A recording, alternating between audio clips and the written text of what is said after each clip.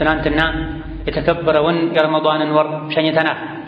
አላህ በተከበረው ቃሉ ስለ ረመዳን ሲነግረን የረመዳን ወርቃማ ቀኖችን እንድንጠቀም ሲያበረታታን አያመን ማዕዱዳት ብሎን ነበር። ጥቂት ቀኖች ናቸው ብሎን ነበር።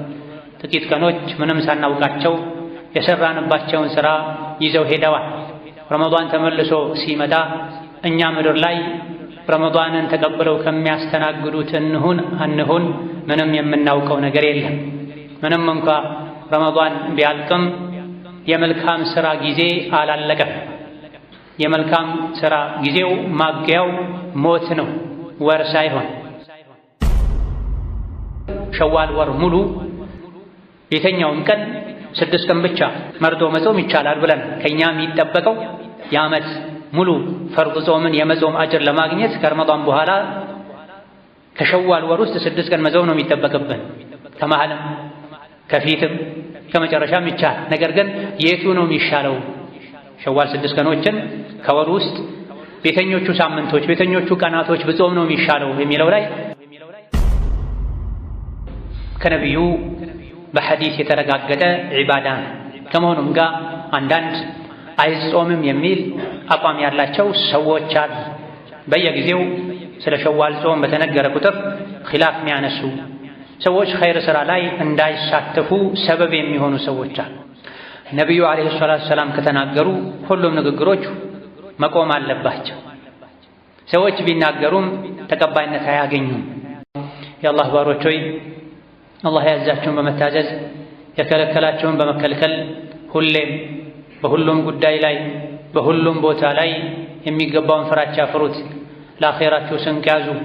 ከስንቆች ሁሉ በላይ ስንቅ አላህን መፍራት ነው። የአላህ ባሮች ሆይ ትናንትና የተከበረውን የረመዳንን ወር ሸኝተናል። አላህ በተከበረው ቃሉ ስለ ረመዳን ሲነግረን የረመዳን ወርቃማ ቀኖችን እንድንጠቀም ሲያበረታታን አያመን ማዕዱዳት ብሎን ነበር። ጥቂት ቀኖች ናቸው ብሎን ነበር። ጥቂት ቀኖች ምንም ሳናውቃቸው የሰራንባቸውን ሥራ ይዘው ሄደዋል። ረመዳን ተመልሶ ሲመጣ እኛ ምድር ላይ ረመዳንን ተቀብለው ከሚያስተናግዱት እንሁን አንሁን ምንም የምናውቀው ነገር የለም። ምንም እንኳ ረመዳን ቢያልቅም የመልካም ሥራ ጊዜ አላለቀም። የመልካም ሥራ ጊዜው ማብቂያው ሞት ነው፣ ወር ሳይሆን።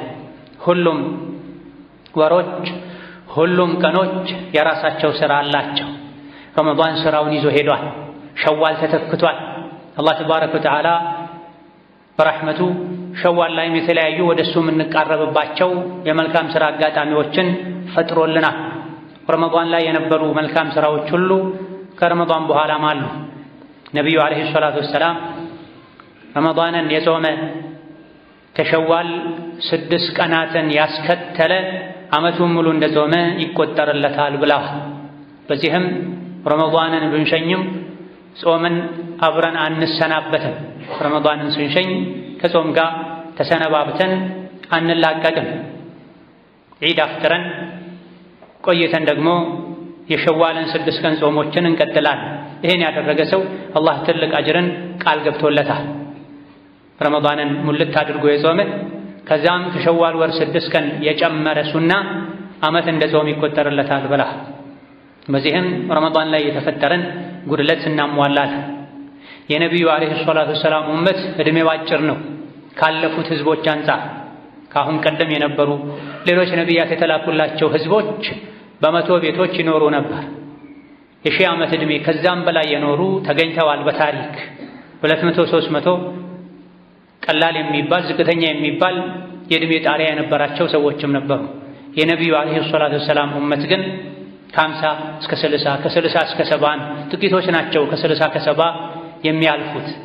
ታዲያ ዕድሜያችን አጭር ቢሆንም ዕድሜው ረዥም የሆነን ሰው የመልካም ሥራ ዕድል የምናገኝባቸው አጋጣሚዎችን ዕድሎችን አላህ ፈጥሮልናል።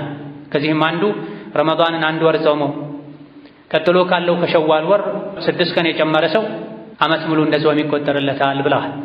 ይሄም አልሐሰነቱ ቢዐሽሪ አምሳሊሃ ስለተባለ ነው። መን ጃአ ቢልሐሰነቲ ፈለሁ 10 አምሳሊሃ።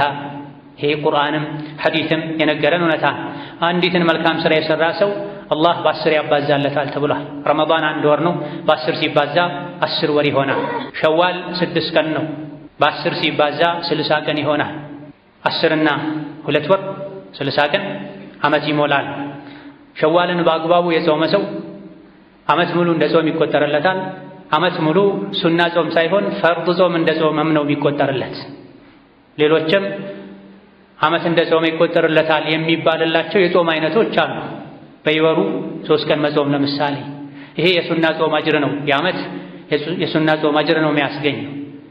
ረመዳንን ጾሞ ከሸዋል 6 ቀን የጨመረ ሰው ግን ዓመት እንደ ጾም ይቆጠርለታል የተባለው ፈርድ ጾምን ዓመት ሙሉ እንደ ጾመ ይቆጠራል ማለት ነው የተፈለገው ተብሏል።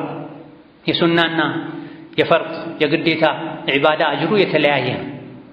ስለዚህ አላህ ተባረከ ወተዓላ ከወፈቃቸው ሰዎች ለመሆን ራሳችንን አነሳስተን አዘጋጅተን የሸዋል 6 ቀኖችን በአግባቡ ልንጾም ይገባናል። አላህ ተባረከ ወተዓላ የገባውን ቃል አያፈርስም። አጅሩን አኼራ አገኛለሁ ብለን መልካም ሥራ ላይ ፈጣኖች ልንሆን ይገባናል። ሸዋልን ጾሞ ከረመዳን ጋር የዓመት ሙሉ አጅር ማግኘት የሚችለው አንድ ሰው ማሟላት ያለባቸው መስፈርቶች አሉ፣ መጠበቅ ያለባቸው ህግጋቶች አሉ። ብዙዎቻችን ሸዋልን እንጾማለን፣ ነገር ግን ስንጾም ልንጠብቃቸው ልናሟላቸው የሚገቡ ነገሮች አሉ። እነዚያ ካልተጠበቁ መጾሙ ያስገኛል የተባለውን አጅር በተሟላ መልኩ ላናገኝ እንችላለን። ዓመት ሙሉ እንደ ጾም ይቆጠርለታል ከረመዳን በኋላ ሸዋልን የጾመ ሰው የተባለው የረመዳን ጾሙ ለተስተካከለ ሰው ነው። የረመዳን ጾሙ ላይ ማዕሲያ ወንጀል ለሌለበት ሰው ነው ተብሏል። ምክንያቱም አላህ ሙሉ አጅር የሚሰጠው ሙሉ ግዴታን ለተወጣ ሰው። ለስሙ ረመዳንን ጾሞ ረመዳን ጾሙ ላይ ወንጀል የቀላቀለ ግዴታን ያጎደለ የዋሸ የሰው ስጋ የበላ ሶላት ላይ የተዘናጋ ጾሙ ላይ ጉድለት ያለበት ሰው ወይም ግዴታ ማጉደል ያለበት ሰው ይሄን አጅር አያገኝም። እንዲሁም ሸዋል መጾሙ ብቻ ሳይሆን ሙሉ የዓመት አጅር የሚያሰጠው የሸዋሉም ጾም ላይ የፈርዱም ጾም ላይ አላህን መፍራት ሲኖርበት ነው። እንደዚሁ ደግሞ 6ቱ ቀኖች የረመዳን ጾም ከተጠናቀቀ በኋላ ሲሆኑ ነው። ቀዷ ያለበት ሰው ቀድሞ ቀዷውን ማውጣት አለበት። 6ቱ ቀኖች እንደዚሁ ከሸዋል ወር መሆን አለባቸው። ከሸዋል ውጪ መሆን የለበትም። መን ሷመ ረመዳነ ثم أتبعه ረመዳንን የጾመ መንገደኛ ካልነበረ በሽተኛ ካልነበረ በጊዜው 30ውን ወሩን የጾመ ከዛ በኋላ ከገታዩ ወር 6 ቀን ያስከተለ ረመዳን ላይ ታሞ ጉዞ ሄዶ ዑዝር ኖሮት ያፈጠረ ሰው ደግሞ ረመዳን እንዳለቀ በሸዋል ወር ውስጥ ቀድሞ ቀዷውን አውጥቶ ቀዷውን እንደጨረሰ ከሸዋል 6 ቀን የጨመረ ነው ዓመት ሙሉ የመጾምን ምንዳ የሚያገኝ። የመጾሙ ዓላማ አንድ አጅር ማግኘት ነው። ሌላው ጾሙ ላይ ዋናው ፈርዱ ጾም ላይ የተፈጠሩ ጉድለቶችን ማሟላት ነው። ሰው እንደመሆናችን ፈርዱ ጾም ላይ ጉድለቶች ሊኖሩ ይችላል፣ ክፍተቶች ሊኖሩ ይችላል፣ አውቀንም ሳናውቅም። ከፈርዱ በኋላ ከሸዋል 6 ቀን መጾም ዋናው ፈርዱ ጾም ላይ ተፈጥሮ ሊሆን የሚችል ክፍተትን ጉድለትን ማሟያ ይሆናል። ልክ እንደ ሶላት ላይ መጨረሻ ላይ ሰጅደተ ሰህው እንደሚደረገው ቀብልያና ባዕድያ እንደሚሰገደው ከፈርዱ ሶላት በፊትም በኋላም ሱና የሚሰገደው ሶላት ውስጥም ከረሳን መጨረሻ ላይ 2 ስጁድ ሰጅደተ ሰህው የሚደረገው ዋናውን ሶላት ለመጠበቅ ለመጠገን። ጾምም ላይ ይሄው ተደንግጓል። ከዋናው ረመዳን በፊት ሻዕባን ይጾማል። ነቢዩ ዓለይሂ ሰላቱ ወሰላም ሻዕባን ላይ ጾም እንድናበዛ መክረውናል። ራሳቸውም ጾም ያበዙ ነበር። ይሄ ቀብልያን ለፈርዱ ሶላት ለፈርዱ ጾም ከለላን። ዋናው ጾም እንዳለቀ ደግሞ የሸዋል ጾም ተደንግጓል። እንደ ባዕድያን እንደ ስጁደ ሰህው ነው፣ መጠገኛን።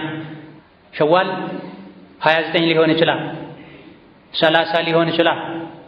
በተለያዩ ምክንያቶች ከፊት መጾም ያልቻለ ሰው ከኋላ ሲጾም ለመጨረሻውን ቀን 30 ነው 29 ብሎ ከተጠራጠረ ጨረቃ ታይቶ በ29 ማለቁ እስካልተረጋገጠ ድረስ 30ንም ጭምር እድሉን ተጠቅሞ መጾም ይቻላል። በመሰረቱ ወር 30 ነው ከፍተኛው። በ29 አልቋል ማለት የሚቻለው ጨረቃ ታይቶ አልቋል ተብሎ እርግጠኛ መሆን ከተቻለ። ሸዋልን ከዒድ ማግስት ጀምሮ በመደዳም መጾም ይቻላል። የተወሰነ ቀን አርፎ መቀጠልም ይቻላል። በመደዳም መጾም ይቻላል። እያረፉ አለፈለፍ ያሉ መጾም ይቻላል። በማንኛውም ቀን መጾም ይቻላል። እሁድ አይቻልም፣ ቅዳሜ አይቻልም፣ ጁምዓ አይቻልም አይባል። ምክንያት የሌለው ጾም ሲሆን ነው ጁምዓ ቀን ይቻላል አይቻልም፣ ቅዳሜና እሁድ ይቻላል አይቻልም የሚል ኺላፍ ያለው እንጂ ምክንያት ያለው ጾም ከሆነ እሁድ እረፍት ስለሚሆን ጁምዓ ግማሽ ቀንም ይሁን ሙሉ ቀን ስራ ስለማይገባ ይቀለኛል ብሎ በጁምዓ ወይም በእሁድ ወይም በቅዳሜ መጾም ቢፈልግ አንድ ሰው ይችላል። ሰኞና ሐሙስን ሳምንታዊ ሱና የሚጾም ሰውም አብሮ ነይቶ መጾም ይቻላል።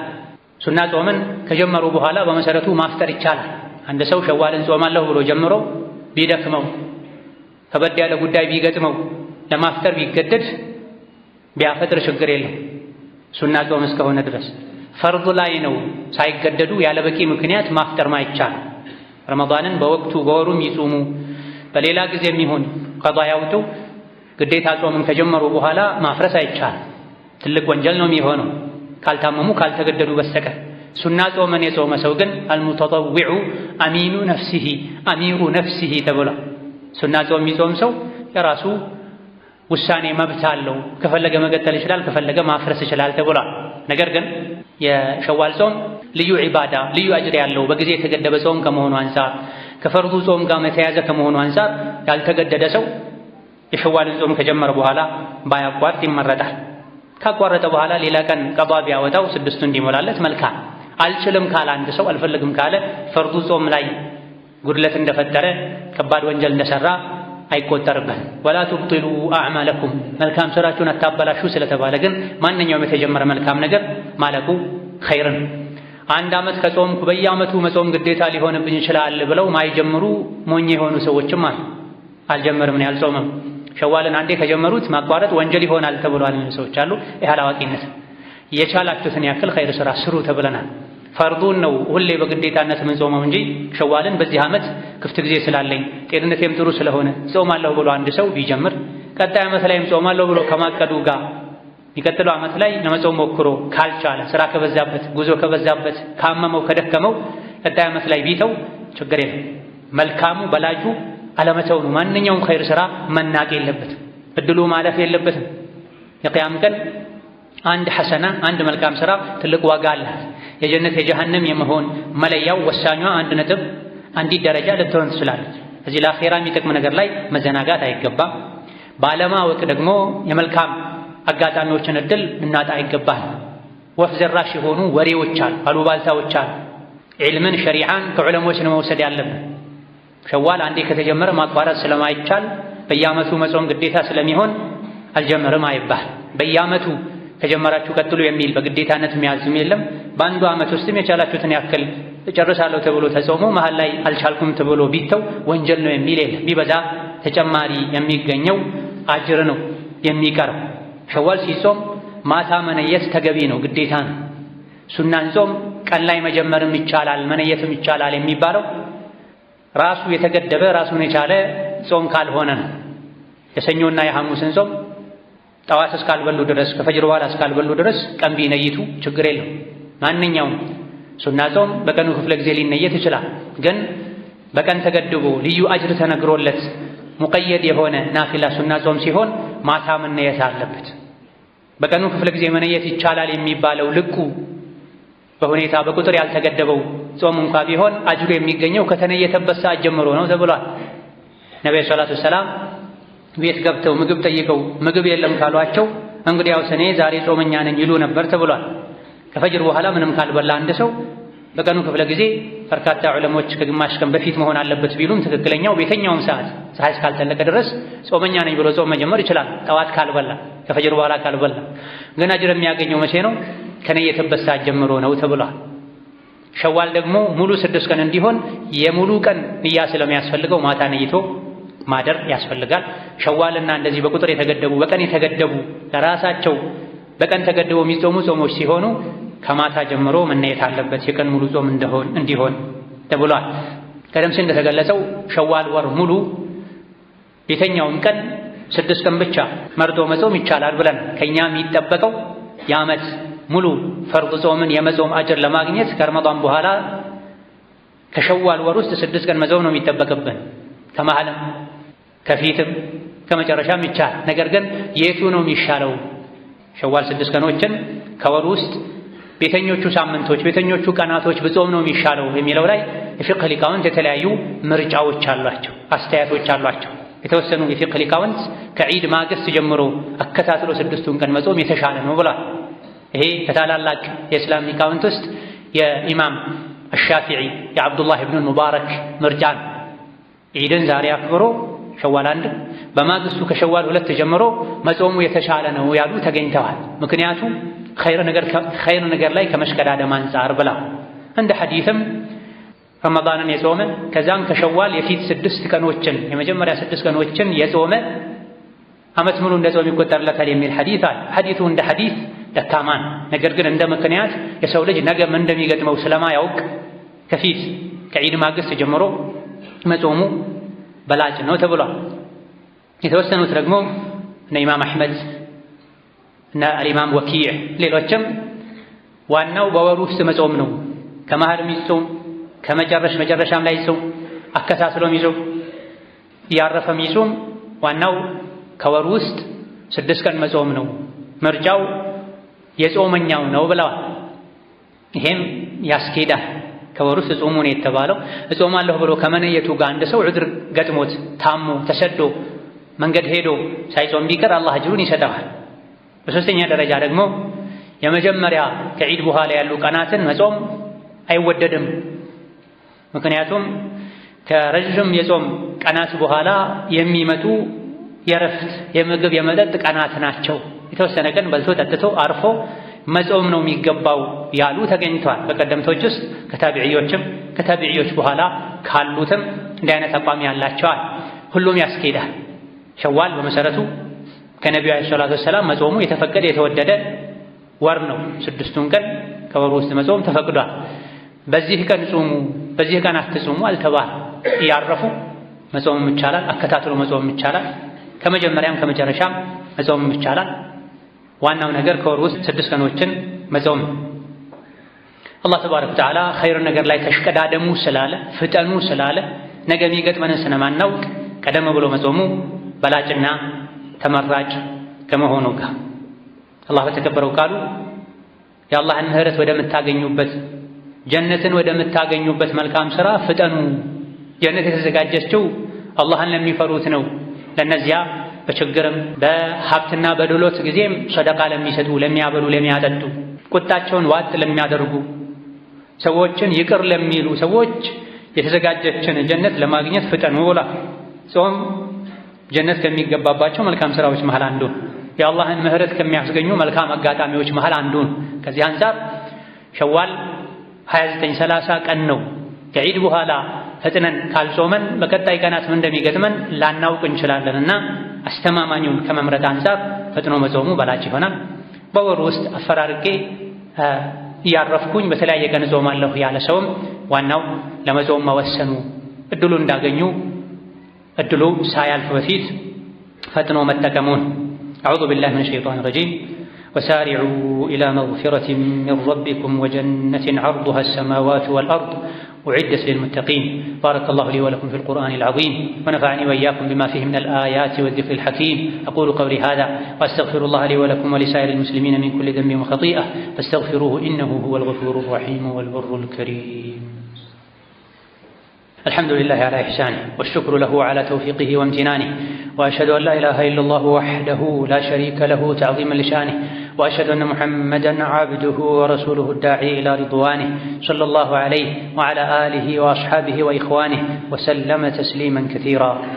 أما بعد، شوال 6 ቀናት መጾም ከነቢዩ በሐዲስ የተረጋገጠ ዒባዳ ከመሆኑም ጋር አንዳንድ አይጾምም የሚል አቋም ያላቸው ሰዎች አሉ።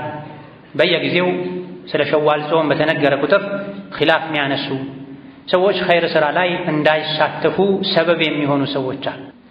ነቢዩ ዓለይሂ ሰላቱ ወሰላም ከተናገሩ ሁሉም ንግግሮች መቆም አለባቸው። ሰዎች ቢናገሩም ተቀባይነት አያገኙም። ሐዲሱ ከነቢዩ ዓለይሂ ሰላቱ ወሰላም መገኘቱ ተረጋግጧል። ኢማም ሙስሊም ሌሎችም ዘግበውታል። ከመሆኑም ጋር አንዳንድ የፊቅህ ሊቃውንት በተለያዩ ምክንያቶች በአንዳንድ በሚያቀርቧቸው ምክንያቶች ተንተርሰው ሸዋል አይጾምም የሚል አቋም አላቸው። ኢማሙ ማሊክ የመዲና ዑለሞች ሲጾሙ አላየሁም ብለዋል። ስለዚህ አይጾምም ብላ አይደለም በቋሚነት ሁሌ ሸዋልን መጾም ከፈርዱ ጾም ጋር ማመሳሰል ይሆናል። አላዋቂዎች ዋጅብ ነው ብለው ግዴታ ነው ብለው እንዲያምኑ ሊያደርጋቸው ይችላል። አላህና መልእክተኛ ዋጅብ ያላደረጉትን ዋጅብ ማለት ደግሞ አይቻልም በሚል አይነት ምክንያቶች ኢማሙ ማሊክ ሸዋል አይጾምም ብለዋል ይባላል። አቡ ሐኒፋና ሁለት ትልልቅ ተማሪዎቻቸው አቡ ዩሱፍና መሐመድ ኢብኑ አልሐሰንም ተመሳሳይ አቋም እንዳላቸው ተነግሯል። ይሄ የግለሰቦች አስተያየት ነው፣ በምክንያት ነው። እሱ ነብዩ ሰለላሁ ዐለይሂ ወሰለም ረመዳንን አንድ ቀን ቀደም ብላችሁ አስጀምሩ፣ ረመዳንን ሁለት ቀን ቀደም ብላችሁ አትጀምሩ ብለዋል። ይሄ በአንድ በኩል ፈርድና ሱናን ላለማመሳሰል ነው። በሌላ በኩል በክርስትና እምነት መጀመሪያ ጾም ግዴታ የተደረገው አንድ ወር ነበረ። የእምነቱ ተከታዮች ናቸው በተለያዩ ምክንያቶች በስለት በመሰል ነገሮች ከፊት ከኋላ አንዳንድ ቀን እየጨመሩ ያሳደጉት። እስላም ላይም አንድ ወር ብቻ ጾሙ ተብሏል። ይህ ከመሆኑ ጋር ከፊት ከኋላ እየተጨመረ አላህ ግዴታ ያደረገው የጾም መጠን እየጨመረ እያደገ ሄዶ ሸሪዓው እንዳይቀየር በማለት ነው ተብሏል። ይሄ ከጥንቃቄ አንፃር ከስጋት አንፃር ሰዎች የተናገሩት ነው። ምንም እንኳን እንደ ተራ ሰው ባይሆኑ የዲን መሪዎች ቢሆኑ ከነቢዩ ውጪ ሁሉም ንግግሩ ተቀባይነት ሊያገኝም ላያገኝም ይችላል። ራጂሑና ትክክለኛው ሸዋልን መጾም ሱናን ተወዳጅን ዒባዳን ነብዩ ሰለላሁ ዐለይሂ ወሰለም ሸዋልን በመጾም የሚገኝን አጅር ነግረውናል። ስለዚህ በየጊዜው እንሰማቸው ነገሮችን በመተው የነቢዩን ዐለይሂ ሰላቱ ወሰላም ሐዲስ በመያዝ ቡኻሪ፣ ሙስሊም ሌሎችም የዘገቧቸው የተለያዩ የጾም አይነቶች አሉ ወደ አላህ ማቃረብ የሆኑ ፈርዱን ጾም ይበልጥ አስተማማኝ የሚያደርጉልን ጸባያችንን የሚያስተካክሉልን። አንድ ሰው ሲጾም ጸባዩ ይስተካከላል። ነፍሱ አደብ ትይዛለች፣ ትተናነሳለች፣ የአላህን ፍራቻ ያስተምራል ጾም። ስለዚህ የተፈቀዱ የተወደዱ ከነቢይ የተገኙ የጾም አይነቶችን ሁሉ በታዘዝነው መሰረት በተፈቀደልን መሰረት ልናዘወትር ይገባናል። እነዚሁ ደግሞ አንዳንድ ህዝቦች ዘንድ ሸዋል የሴቶች ጾም ብቻ ተደርጎ የሚታይበት ሁኔታ አለ። ወንድ ሸዋል አይጾም ሴቶች ናቸው የሚጾሙት የሚሉ አላዋቂዎች አሉ። ሐቂቃው ይሄ ሳይሆን ሸዋልን መጾም ማንኛውም አጅር የሚፈልግ ፈርድ ጾሙን መጠገን የሚፈልግ ሰው ስራ ሊሆን ይገባዋል። ሰው ሆኖ ማይሳሳት ማን? ሰው ሆኖ ማያጎድል ማን? ሰው ሆኖ አጅር ማያስፈልገው አጅር ያንሰኛል ብሎ ማይሰጋ ማን? አጅር እፈልጋለሁ ግዴታ ጾሜ ላይ ክፍተት ሊኖርብኝ ይችላል ብሎ የሚሰጋ በሙሉ ሸዋልን ሊጾም ይገባዋል። ወንድም ሴትም፣ ወጣትም አዛውንትም። ፈመን ያዕመል ሚስቃለ ዘረቲን ኸይረን የረሁ ተብሏል። ብናኝ የምታክልን ኸይር የሠራ ሰው አጅሩን ያየዋል ተብሏል። ሸዋልን ስንጾም ከፈርድ ጋር አጣምረን ልንነይት አይገባን። ሸዋል ራሱን የቻለ ጾም ነው። አንዳንድ ሰዎች ቀዷ ካለባቸው በተለይ ከበዛባቸው ቀዷን አውጥቼ ሸዋልን መጾም አልችልም ካሉ አንዱን ቀን ለፈርድ ለቀዷ ለሸዋል ለሱናም ነይቼ ጾማለሁ የሚሉ ሰዎች አይሆንም። ነቢዩ ዓለይሂ ሰላቱ ወሰላም ረመዳንን የጾመ ከዛም ከሸዋል 6 ቀን የጨመረ ነው ያሉት። ረመዳንን የጾመ በወቅቱ ዑዝር የሌለው በወቅቱ የጨረሰ፣ በወቅቱ በረመዳን ወር ውስጥ ዑዝር ኖሮት የበላ የጠጣ ሰው ደግሞ ኋላ ላይ ረመዳንን ቁጥሩ ቀዷ ያወጣ ከዛ በኋላ ሸዋልን ካገኘ 6 ቀን የጨመረ ነውና የተባለው ቶሎ ለመጨረስ ተጣድፎ በተለያዩ ምክንያቶች በአንድ ቀን ፈርድን ሱና ነይቶ መጾም አይቻልም። ሙሉ አጅር አያስገኝም። የጾመስ እንደሆነ የቱ ነው የሚቆጠርለት? ሁለቱም አይቆጠርለትም ያሉ ተገኝተዋል። በአንድ ቀን ፈርድም ሱናም ብሎ ነይቶ ቢጾም አንድ ሰው አይሆንም፣ ሁለቱ ማይጣመሩ ናቸውና ተብሏል። የተሻለው ቢያንስ ዝቅተኛውን ይዝለታል ማለት እንችላለን። ፈርድም ሱናም ብሎ ከነየተ አንድ ሰው ፈርድ ትልቅ ዒባዳ ለብቻው ዝግጅት ንያ ያስፈልገዋል። ፈርዱን ወደ ሱና አውርዶ አጣምሮ ከነየተ ሁለቱንም አያገኝም ተብሏል። የአላህ ረሕመት ሰፊ ነው፣ ግን ዝቅተኛውን ማግኘት ይችላል ማለት እንችላለን። ሱና ይሆንለታል፣ ፈርዱን ማውጣት አለበት። ነገር ግን ፈርዱ ሳይጾም ሱናው መጾም የለበትም። ሐዲሱ ቃሉ የሚያሳየውም ይሄን ነው። ምንም እንኳ ኺላፍ ቢኖርበትም ራጂሑ ሱናን ጾሞ ከዛ ፈርዱ መጾም ይቻላል ያሉ በርካታ ሊቃውንት አሉ። የሐዲሱ ቃል ረመዳንን የጾመ ከዛም ሸዋል ያስከተለ የሚለው መጀመሪያ ፈርዱ መሟላት አለበት ተብሏል። ሴቶች የወሊድ ደም ላይ ሆነው ሌላም ረዣዥም ቀናት የሚያቆይ ዑዝር ኖሮት ብዙ የረመዳን ቀን ያለበት ሰው ቀዷ ማውጣት ጀምሮ ቀዷውን ጨርሶ ከዛም ሸዋልን ማግኘት ካልቻለ ምን ያደርጋል? በንያው ያገኛል። የቻለውን ያክል ጥረት ካደረገ በጊዜ ፈርዱን ጾሞ ሱና ለመጾም ቢችለውን ያክል ጥረት ካደረገ ጥቅል የሆነ አጅር በንያው ያገኛል ተብሎ የተወሰኑ ጥቂት የሚባሉ የኢስላም የፊቅህ ሊቃውንት ሴት ልጅ በወሊድ ደም አያ ደግሞ በረዘመ የወር አበባ ደም ወንዶችም በረዘመ ጉዞ በተለያዩ ምክንያቶች በዛ ያለ ቀዷ ከነበረባቸው በሸዋል ወር ውስጥ ቀዷውንም ሸዋሉንም ማጠናቀቅ ካልቻሉ ቀድመው ቀዷውን ያወጡና ከዛ በኋላ ሸዋልን ይጀምራሉ። በሸዋል ካለቀላቸው አልሐምዱሊላህ፣ ካላለቀላቸው ቀጥሎ ባለው ወር ቀዷ ማውጣት ይችላሉ ያሉ ጥቂት ሊቃውንት ተገኝተዋል እና ኢማም ኢብን ሰዕዲ ሌሎች። ነገር ግን ብዙሃኑ ሸዋል 6 ቀን በሸዋል ወር ብቻ የተገደበ ነው። አግኝቶ የጾመ ሙሉ አጅሩን ያገኛል። አግኝቶ ያልጾመ ያለ ምክንያት ከሆነ ምንም የለውም። በቂ ምክንያት ካለው ቢችል ለመጾም ከመወሰኑ ጋር ከመጓጓቱ ከመዘጋጀቱ ጋር ካልቻለ አላህ ተባረከ ወተዓላ በንያው ጥቅል የሆነ አጅር ይሰጠዋል ተብሏል። አያመል ቢድ ሰኞና ሐሙስ ሱና የሚጾሙ ሰዎች ከአያመል ቢድና ከሰኞና ሐሙስ ጾም ጋር አብረው ሸዋልን ቢነይቱ ችግር የለም። አያመል ቢድም ሰኞና ሐሙስም ዕለቱን ጾሞ ማሳለፍ ብቻ ነው የሚፈለገው። ራሱን የቻለ እንደ ፈርድ የጠበቀ ግዴታ የሆነ ለብቻው ንያ ያስፈልጓል የሚባል ጾም አይደለም። ስለዚህ ሰኞና ሐሙስ ጾሞ ማሳለፍ ነው የሚፈልገው። አያመል ቢድም ጾሞ ማሳለፍ ነው የሚፈልገው። በዛ ቀን ፈርድም ቢጾሙ እንደ ሸዋል ያለ ቀንም ቢጾሙ ዋናው የሚፈለገው ጾመኛ ሆኖ ማሳለፍ ስለሆነ በመደዳ ሸዋልን መጾም 6ቱን ቀን አልችልም ያለ ሰው አያመል ቢድን ጠብቆ ለአያመል ቢድም በየወሩ 3 ቀን ቢጾመው ለሸዋልም ሰኞና ሐሙስን ጠብቆ ለሰኞና ሐሙስም ለሸዋልም ብሎ ነይቶ ቢጾም የሁለቱንም አጅር አላህ ተባረከ ወተዓላ ይሰጠው።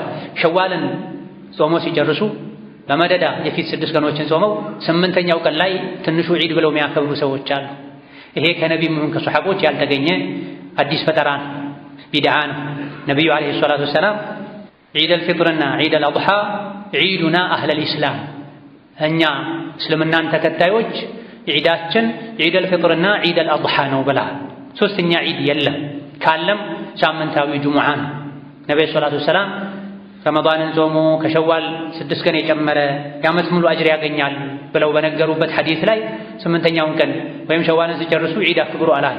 ዒድ ከዲን ጋር የተያያዘ ነው። በቁርአን በሐዲስ ዒድ የተደረገ ነገር የተደረገ ቀን ዒድ እናደርጋለን። ከዛ ውጪ ሰዎች የተለያዩ የዓመት በዓል ቀኖችን እየፈጠሩ ጊዜያቸውን ሊያጠፉ አይገባም። ዒድ ባህል አይደለም፣ ሃይማኖትም የዲን ጉዳይ ነው። ዒዱ ውስጥ የሚደረጉ ነገሮች አንዳንዴ በባህል የተለመዱ ሊሆኑ ይችላሉ። ከሸሪዓ ጋር ካልተጋጩ ችግር የለው። የዒድ ቀን የበዓል ቀን መምረጥ መፍጠር ግን የአላህ ስልጣን ነው፣ የመልእክተኛው ስልጣን ነው። ዒድ እንደ ሶላት ነው፣ እንደ ጾም ነው፣ እንደ ሐጅ ነው፣ በሸሪዓ የተገደበ ነው። ነብዩ ሰለላሁ ዐለይሂ ወሰለም ወደ መዲና ሲሄዱ የመዲና ሰዎች የሚጫወቱባቸው የሚዝናኑባቸው 2 ቀናት ነበሯቸው። ምንድናቸው ብለው ሲጠይቁ የበዓል ቀኖቻቸው እንደሆኑ ነገሯቸው ለነብዩ። ይሄኔ ነብዩ ሰለላሁ ዐለይሂ ወሰለም አላህ የተሻለን ቀን ቀይሮላችኋል፣ ዒደል አድሓና ዒደል ፊጥር የኛ የሙስሊሞች በዓል እነዚህ ናቸው ብሏል። ዒድን መፍጠር ቢቻል ኖሮ ባልነኩባቸው ነበር፣ እነዚያ ሌላ በጨመሩላቸው ነው። ስለዚህ ባለንበት ጊዜ ቢድዓ በየቦታው ያበበ ነው። ሰዎችም ከሱና ይልቅ ቢድዓን እያስፋፉ ነው። በሱና ልንብቃቃ ሸዋል ላይ ጹሙን የተባልነው ከጨረሳችሁ በኋላ 8ኛውም ቀን ይሁን ቀስ ብሎ ጀምሮ የጨረሰ ሰው ከዛ በኋላም ይሁን ዒድ አክብሩ አልተባለም። የሰራነውን መልካም ስራ በቢድዓ ተቀባይነት እንዲያጣ ልናደርገው አይገባም። ከነገሮች ሁሉ የከፋ ነገር ቢኖር ቢድዓ ነው። ሱናን ሰርተን አልጨረስንም። ሸዋል ላይ ሱና የሆኑ ነገሮች አሉ፣ የተደነገጉ የተፈቀዱ ነገሮች አሉ። መጾም፣ ለሐጅ አቅም ያለው ሰው ሸዋል ላይ ለሐጅ መሄድ፣ ኢሕራም ማድረግ፣ ማግባት የሚፈልግ ሰው ዝግጅት የጨረሰ ሰው በሸዋል ወር ላይ ኒካህ ማሰር ሱናን የተወደደ ነው። ነብዩ ሰለላሁ ዐለይሂ ወሰለም በሸዋል ማግባት መዳር ይወዱ እንደነበረ ተነግሯል። እነዚህና መሰል ሸዋል ላይ ይደረጉ ይወደዳሉ ይፈቀዳሉ የተባሉትን ልናደርግ፣ ነቢና ሱሐቦች ያላደረጉትን ያልፈቀዱትን ከማድረግ ልንጠነቀቅ ይገባናል። ثم صلوا وسلموا على البشير النذير والسراج المنير فقد أمركم بذلك ربكم قائلا إن الله وملائكته يصلون على النبي يا أيها الذين آمنوا صلوا عليه وسلموا تسليما اللهم صل وسلم وبارك على عبدك ورسولك محمد وعلى آله وأصحابه وأتباعه وسلم تسليما كثيرا اللهم أعز الإسلام والمسلمين وأذل الشرك والمشركين ودمر أعداءك أعداء الدين اللهم اجعل هذا البلد آمنا مطمئنا سخاء رخاء وسائر بلاد المسلمين اللهم آمنا في دورنا وأوطاننا اللهم آمنا في دورنا وأوطاننا ولا تسلط علينا بذنوبنا من لا يخافك فينا ولا يرحمنا. اللهم اجعل هذا البلد آمنا مطمئنا وسائر بلاد المسلمين. اللهم من أراد بالعباد والبلاد شرا فاشغله بنفسه واجعل تدبيره تدميرا عليه يا ذا القوة المتين. اللهم انصر الإسلام والمسلمين، اللهم انصر الإسلام والمسلمين، اللهم انصر الإسلام والمسلمين في مشارق الأرض ومغاربها.